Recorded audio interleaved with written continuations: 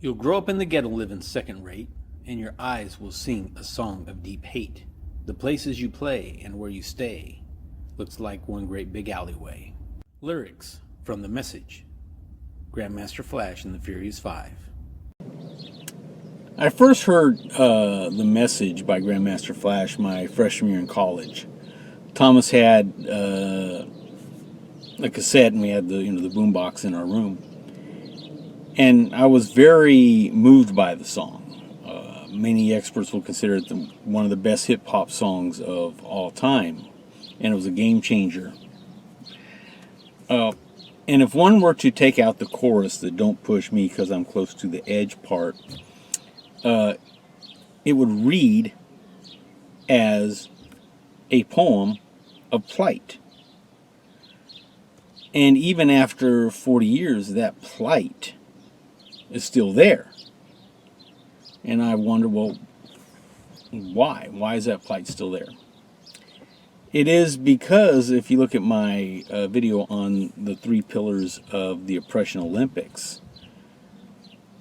that plight, there's people that really benefit from it, the champions. But in order for the champion to, stay in power, they need to have a scapegoat. Instead of the political class that in these areas that have really were the ones that have caused the plight and done nothing to alleviate the plight, they have the concept of privilege, and so they can point at me and say, well, he has white privilege, male privilege, cis privilege, whatever privilege I have. And this is the reason that this plight exists. And it's like a magician, don't focus here where the actual thing is, focus over there where they try to distract you, and they distract you with the concept of privilege. And if you look at my life, if I were to acknowledge my privilege and do something about it, would that change anything? And the answer is no. The plight would still be there. And to give you an example from my own experience, how I relate to this, or what I would consider an episode of this and how this works out, is years ago, I had a class. I've been subbing at most of the same school. And there was a class I did. I haven't subbed in this class for this particular school year. And so it was like late in the year, either April or May. And it was a freshman class, and then they had a freshman advisor, which is like a study hall, and usually the kids can leave. And so as I'm in there for the study hall, this advisory period, this girl walks in, she sees me, and her face lights up. She becomes a glow, and she's obviously very happy to see me. And I'm kind of like, okay, what's this about? Once she explains to it, it made sense, because a few months back, there's a science teacher that quit.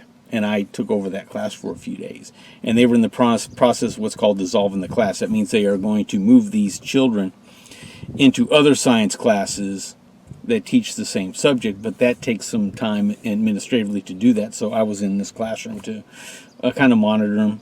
Really didn't have lesson plans. The kids worked on other stuff. I helped them out. And this particular young lady was working on her math.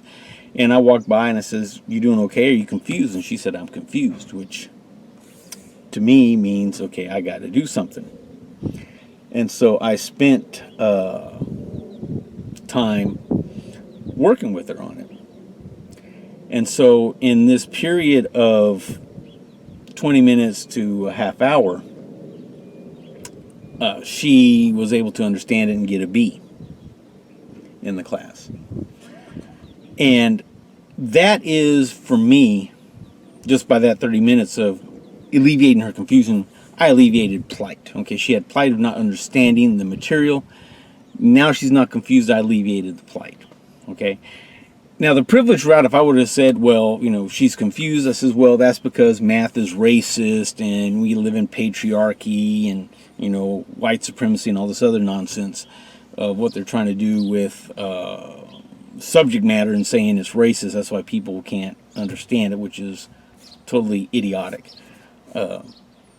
The subject matter itself isn't racist. Probably the environment is not conducive to learning and trying to get kids in an environment, will be a mean, probably, denying kids a proper environment to learn, or inferior environment. That could be racist. So I want you to understand that to alleviate plight takes a lot more work than to complain about privilege. Those in power complain about privilege, stay in power, and live grandiose lifestyles at others' expenses. But to alleviate plight takes work, but it also is very unifying to help people out, to uplift them, to get them to a place where they don't need you. And that's what should be the goal, is to alleviate plight.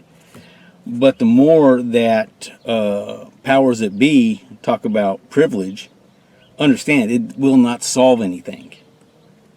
All it does is make people jealous of each other, okay, and look to others, with envy. And by having others look to people with envy, it takes away their power, it takes away their responsibility, their accountability for their own lives. People have power to set their own course, but if they are told that they cannot because they don't have privilege in other people and they give up, and they need the champions to come through for them, they will always wait for the champion. And the champion has no interest in alleviating the plight. So I want people to think about, when they hear others talk about privilege, that no problem's ever going to be solved because of this. It's just pointing a finger and not solving anything. Worry about plight. And anybody that talks about privilege, think to yourself, what are they doing about the plight? And I'll bet you more often than not, probably a lot more often than not, you'll find that they're not doing anything to alleviate the plight, because they're not interested in alleviating the plight. Because if they alleviate the plight, they would lose power. Thank you and God bless.